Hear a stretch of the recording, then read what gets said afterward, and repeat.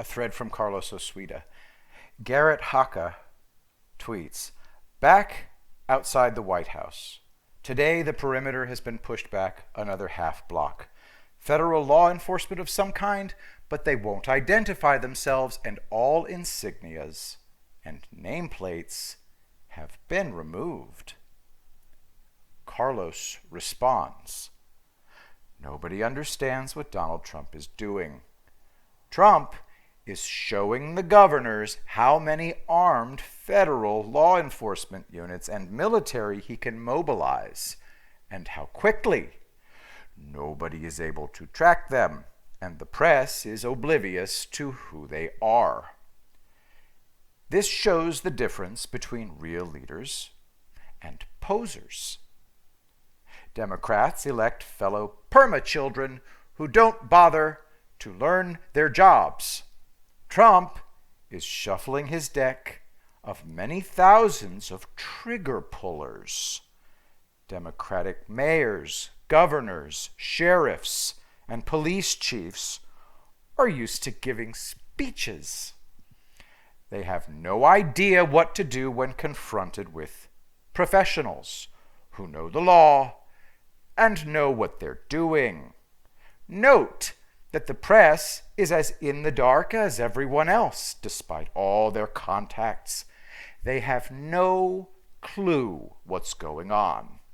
This is another reason the flop James Mattis was fired. He wanted centralized control over the armed forces.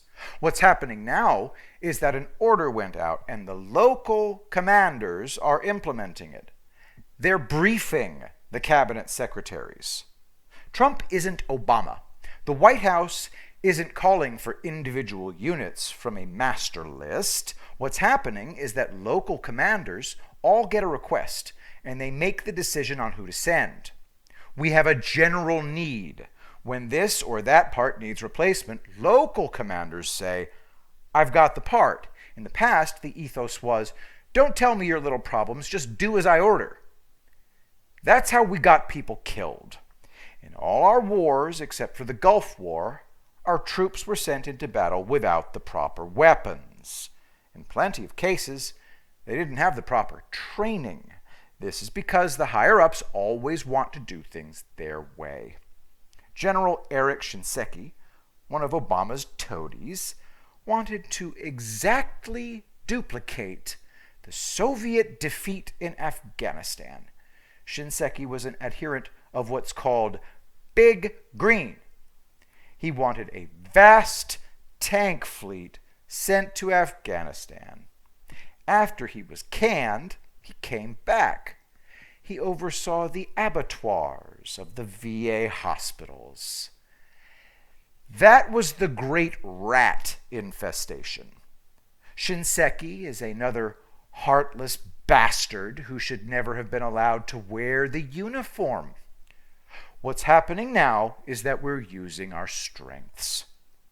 Trump doesn't need to grind the failure of the Democrats in their faces. He's quietly doing who knows what. As Mattis tells us that as patriotic Americans, our duty is to be murdered in order to atone for non-existent institutionalized racism. My message to black Americans is that you'd better hope to God that Trump wins and the Republicans take back the House.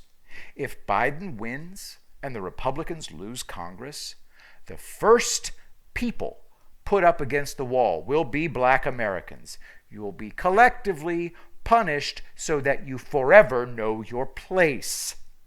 That's why Democratic governors are letting you be murdered and lose your livelihoods. They're warning you to get back on the plantation where you belong. This isn't my fight. It's totally up to you. Whatever choice you make, you get to experience the consequences.